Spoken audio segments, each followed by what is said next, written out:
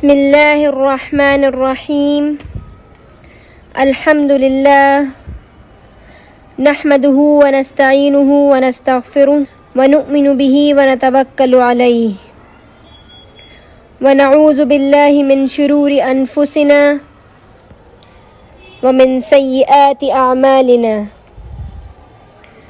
من يهده الله فلا مضل له ومن يضلله فلا هادي له ونشهد أن لا إله إلا الله وحده لا شريك له ونشهد أن سيدنا ونبينا وحبيبنا ومولانا محمدا عبده ورسوله صلى الله تعالى عليه وعلى آله وأصحابه وأزواجه وذرياته وجميع أهل بيته وبارك وسلم تسليما كثيرا كثيرا أما بعد السلام علیکم ورحمۃ اللہ وبرکاتہ۔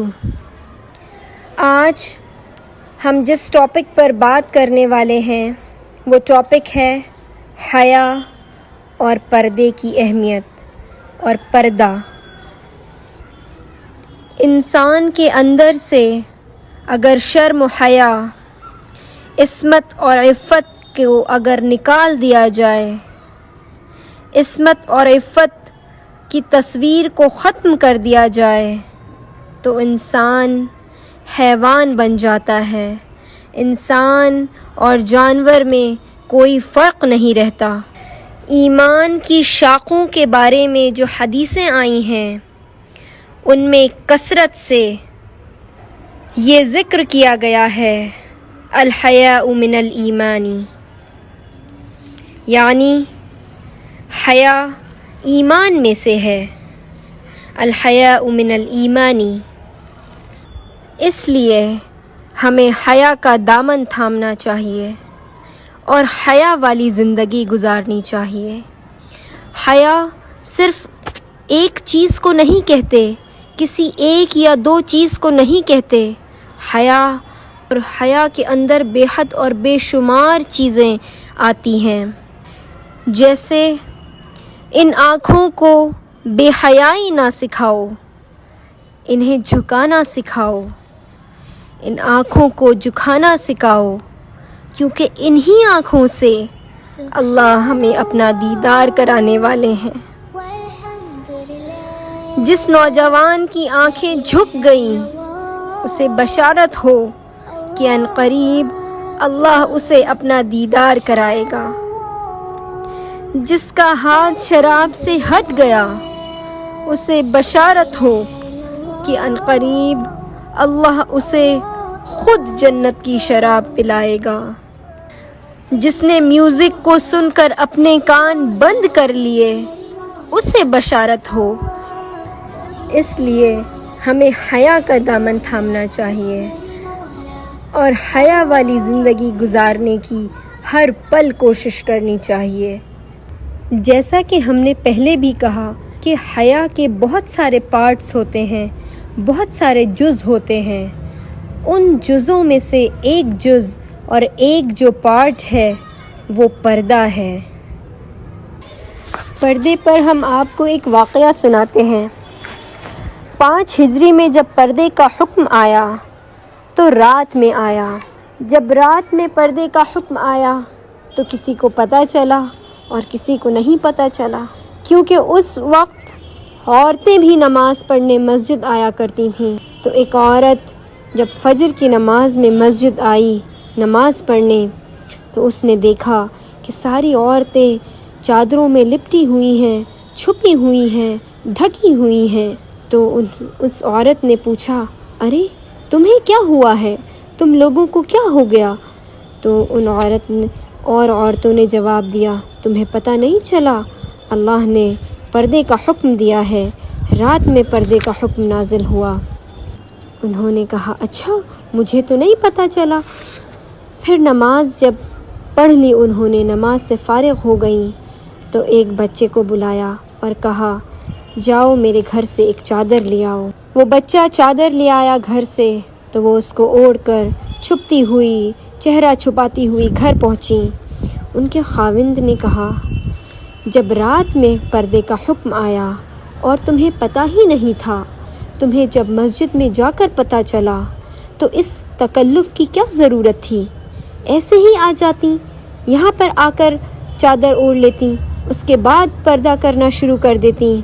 تو انہوں نے فرمایا کہ اللہ کے حکم کا پتہ چلنے کے بعد میں ایک قدم بھی اس کے حکم کے خلاف ورزی کرتی، یہ میرا دل نے مجھے گوارا نہیں کرا، یہ مجھے گوارا نہیں ہوا، اس لیے میں چادر اوڑھ کر میں آئی ہوں گھر، اس لیے میں نے اس بچے کو بھیج کر چادر منگوائی تھی۔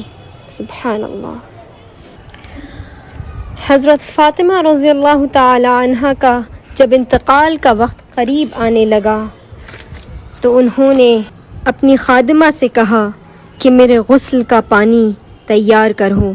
ان کی خادمہ نے غسل کا پانی تیار کرا تو حضرت فاطمہ رضی اللہ تعالی عنہ نے غسل لیا، پھر فرمایا میرا فلاں جوڑا نکال دو۔ انہوں نے جوڑا نکال دیا، پھر کہا چارپائی میرے کمرے کے بیچ میں کر دو۔ پھر حضرت فاطمہ رضی اللہ تعالی عنہ اس چارپائی پر قبلے کی طرف منہ کر کے لیٹ گئیں۔ جس وقت ان کا انتقال کا وقت قریب تھا اس وقت حضرت علی رضی اللہ تعالی عنہ گھر میں نہ تھے تو اپنی خادمہ سے فرمایا کہ میرے انتقال کا وقت قریب آ گیا ہے، حضرت علی سے کہنا کہ مجھے غسل نہ دیں، میرا سطر نہ کھولیں، میں نے غسل لے لیا ہے۔ انتقال کے وقت بھی حضرت فاطمہ رضی اللہ تعالیٰ عنہ کو یہ فکر تھی کہ کوئی ان کا سطر نہ دیکھے، مرنے کے بعد بھی، اس دنیا سے رخصت ہونے کے بعد بھی کوئی ان کا سطر نہ دیکھے۔ آج ہمیں اپنی زندگیوں پر غور کرنا چاہیے کہ ہم پردے کو لے کر کتنی لاپرواہی برتتے ہیں، ہمارے دلوں میں پردے کو لے کر کتنی اہمیت ہے، پردے کی کیا اہمیت ہے، ہمیں سوچنا چاہیے اور غور و فکر کرنی چاہیے۔ چونکہ اللہ تعالیٰ نے پردے کا حکم دیا اور حضرت فاطمہ رضی اللہ تعالیٰ عنہ نے پردے کا حکم ایسے بجا لائیں کہ ان کے جیسا پردہ کسی نے نہ کیا، تو جب اللہ نے کسی چیز کا حکم دیا اور دنیا میں انہوں نے اس کو پورا کیا تو آخرت میں اللہ تعالیٰ ان کو عزت اور وہ مقام دیں گے کہ جب پلصرات پر سے سب لوگ گزر رہے ہوں گے، پلصرات پر حافظ، قاری، عالم، انبیاء کرام، صحابی، تابعین، تبع تابعین، کتنے بڑے بڑے لوگ پلصرات پر سے گزریں گے، لیکن اللہ کچھ نہ کہے گا۔ اللہ تعالیٰ فرشتوں سے فرمائے گا کہ اے فرشتوں تم اپنی نگاہیں نیچی کر لو۔ تو فرشتے حیرت سے پوچھیں گے اے اللہ تیرا کون سا بندہ یا تیری کون سی بندی پلصرات پر سے گزر رہی ہے کہ ہم اپنی نگاہیں نیچی کر لیں؟ تو اللہ تعالیٰ فرمائیں گے اے فرشتوں فاطمہ پلصرات پر سے گزرنے والی ہے، میں نے پردے کا حکم دیا اور اس نے اس پر عمل کیا، میں نے پردے کا حکم دیا اور اس نے دنیا میں پردے کا احترام کیا، تو آج میں اس کے پردے کا احترام قیامت کے دن کروں گا۔ اس لیے اے فرشتوں تم اپنی نگاہیں جھکا لو۔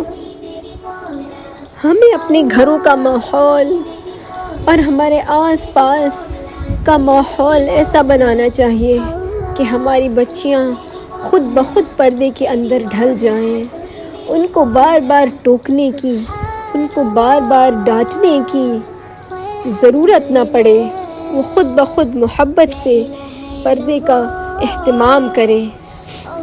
وآخر دعوانا ان الحمد للہ رب العالمین۔ السلام علیکم ورحمۃ اللہ۔